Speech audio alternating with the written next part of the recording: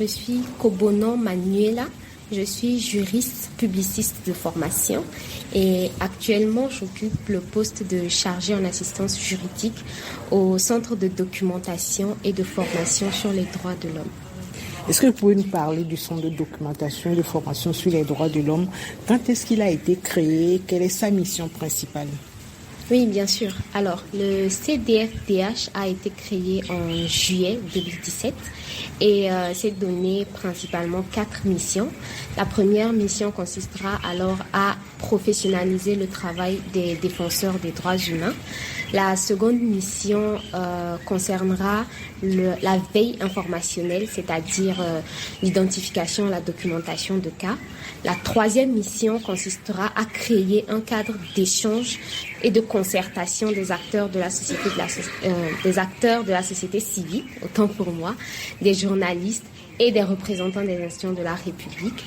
Et la dernière mission consistera à produire des documents, produire des ressources documentaires. Le centre accueille des victimes du viol. Dans quel état se présentent ces personnes brisées, fragilisées? Comme vous l'avez dit, ces personnes, quand elles se présentent ici, elles sont brisées et très fragilisées par ce qu'elles ont vécu. Et ce n'est pas facile de créer un premier contact avec eux, surtout quand il faudrait parler, surtout quand il faudrait commencer à raconter ce qu'elles ont subi comme viol, comme acte. Et voilà, nous, de notre côté, nous assurons de créer ce cadre-là de confiance. Nous essayons de les mettre en confiance au centre pour qu'elles puissent se sentir à l'aise pour parler, pour nous raconter leur vécu.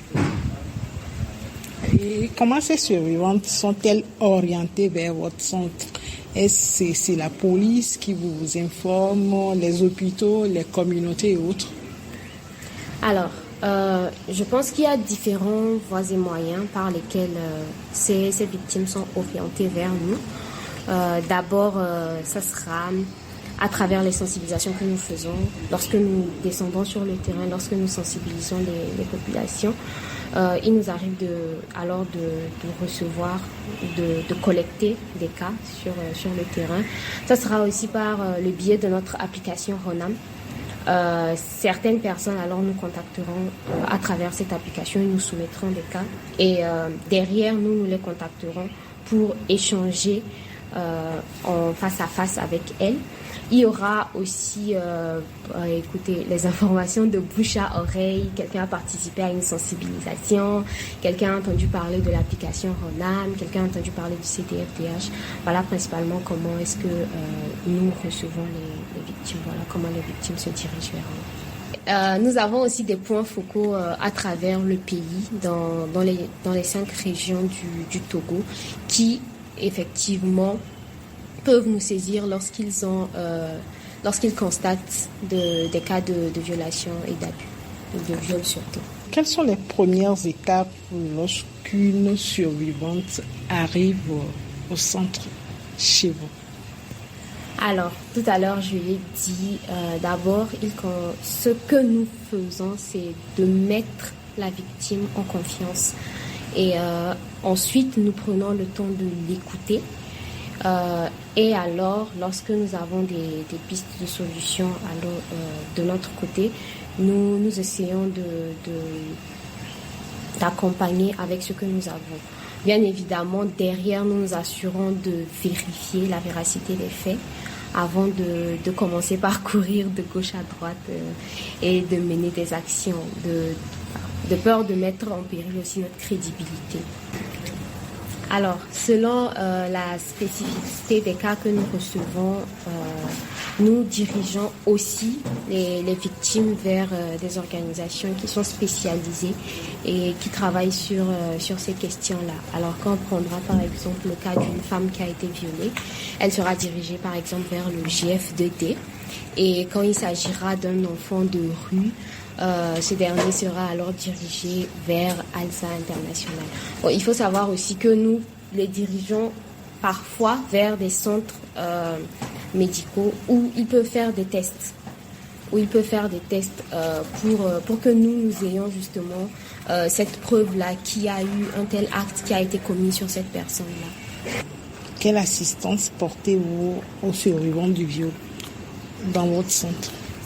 Alors, lorsque nous recevons un cas de viol, comme je l'ai dit tout à l'heure, la première chose déjà, c'est d'écouter la victime, de vérifier les allégations de viol. Lorsque ces faits-là s'avèrent être vrais, alors il y a plusieurs étapes que nous mettons en place pour accompagner la victime. Nous pouvons faire des saisines au niveau national. Nous pouvons l'accompagner par exemple pour porter une plainte. Nous pouvons écrire un courrier à la CNDH pour informer la CNDH du cas que nous avons reçu afin d'avoir un accompagnement de la CNDH également. Et mais malheureusement, ce que nous constatons dans le travail que nous faisons, c'est que beaucoup de victimes finissent par désister.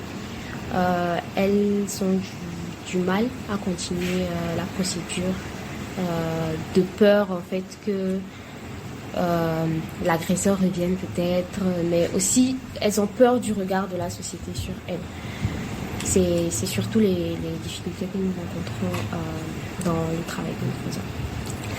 Est-ce que vous avez des dispositifs pour décourager des survivantes, comme on le dit, qui se dédisent durant le processus de prise en charge afin de ne pas sanctionner les auteurs de viols? Ce que nous faisons, c'est que nous essayons de leur expliquer qu'elles ont des droits déjà et que ces droits-là ont été violés, ont été bafoués. Et rien que pour obtenir justice, en fait, elles doivent continuer la procédure. Ce qui est un peu compliqué arrivé à un niveau parce que, comme je vous l'ai dit, il y a aussi l'influence de la famille qui pèse sur la victime. Et voilà, à un certain moment, elle ne donne plus de nouvelles parce que c'est comme si, la famille met la pression, mais c'est comme si de notre côté aussi, nous sommes en train de lui mettre la pression. Mais tout ce que nous pouvons faire, en tout cas, dans un premier temps, c'est de lui expliquer déjà ses droits et de lui expliquer qu'elle est en droit d'obtenir justice du préjudice qu'elle a subi. Et quel changement positif avez-vous observé chez les survivantes après leur prise en charge? Alors, un changement positif, moi je dirais, elles essayent de reprendre goût à la vie, on va dire ça comme ça. Ce n'est pas facile parce qu'il y a toujours les séquelles des actes qu'elles ont subis. Ça reste toujours dans un coin de leur tête. Un changement positif aussi que nous avons remarqué, c'est que au cours de la procédure, certaines femmes prennent conscience de la force qu'elles ont et ça leur donne encore le courage de continuer cette procédure-là. Mais au-delà de ça, elles s'engagent aussi à œuvrer, à travailler aux côtés des femmes qui ont été victimes de viol, qui à un moment ou à un autre ont connu cette situation-là. Elles sont là, elles accompagnent ces femmes, elles essaient en tout cas de faire comprendre à ces femmes-là que elles sont fortes, qu'elles ne sont pas coupables de ce qui est arrivé et elles les accompagnent dans le process jusqu'à la fin de la procédure. Et quels conseils donnez-vous aux survivants du viol? Alors, le conseil que nous donnons aux survivants du viol, c'est vraiment de ne pas se sentir coupable de ce qui s'est passé, de ce qui est arrivé, parce que ce n'est pas de leur faute. De prendre conscience qu'elles sont fortes et qu'elles peuvent faire bien plus qu'elles ne font là maintenant. Et de ne pas surtout se laisser décourager par le regard de la société, par les pressions familiales. Ce n'est pas facile, disons-le, mais à la fin du process, il est évident quand même que la personne l'agresseur, l'auteur de l'acte, finira par payer tout simplement pour ce qu'il a fait.